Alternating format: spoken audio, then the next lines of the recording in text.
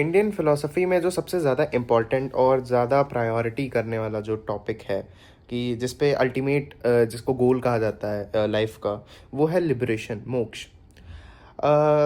बहुत ज़्यादा इम्पोर्टेंट है मोक्ष इंडियन फिलोसफी के पर्सपेक्टिव से। और shut Darshan, six philosophical school of thought Indian philosophy के, इनके पर्सपेक्टिव से बहुत ज़्यादा इम्पोर्टेंट है हमारा मोक्ष। अब हमें ये समझना पड़ेगा कि मोक्ष को लोग कैसे डिफाइन करते हैं। मोक्ष बता रहा मैं, मोक्ष को लोग समझते हैं एज किसी टाइप की लिबरेशन जो मिलती है आवागमन से। मतलब आवागमन के मोक्ष को कहते हैं मोक्ष। अब एक हम साइंटिफिक अप्रोच ले तो ये बात काफ़ी ओझी लगती है कि आवागमन। और मतलब आवागमन का मतलब होता है कि मतलब आप पैदा हुए मरे, पैदा हुए मरे, इस साइकिल से मुक्ति की बात करता है आपका। ऐसा इंटरप्रिटेट करा गया है कि ऐसे बात करती है इंडियन फिलोसफी। असल में बात ये है ही नहीं।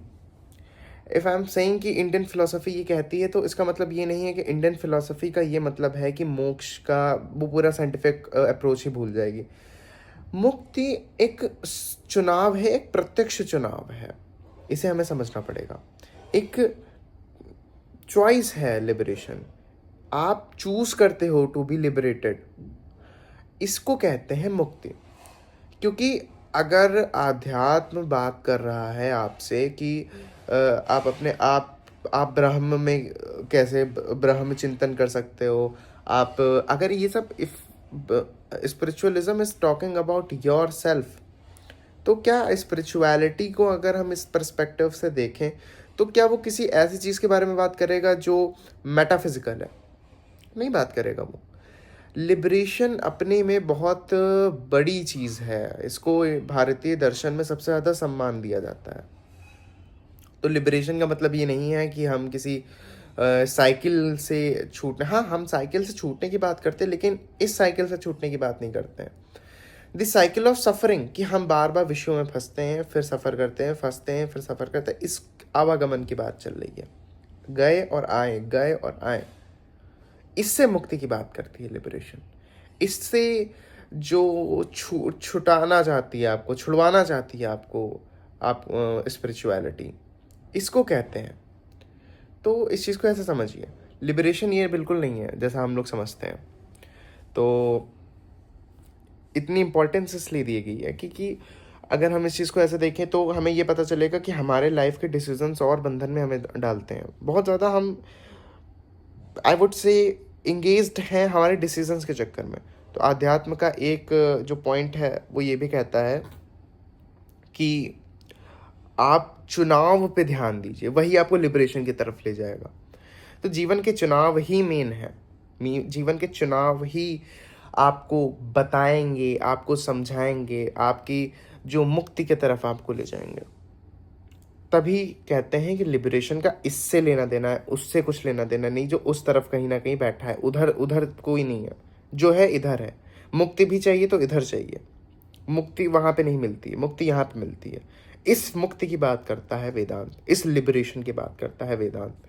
इससे चाहता है ये जो हम सफरिंग विषयों की जो चीज़ों में फंसते हैं फिर निकलते हैं, फिर फंसते हैं फिर निकलते हैं, इससे मुक्ति की बात करता है वेदांत।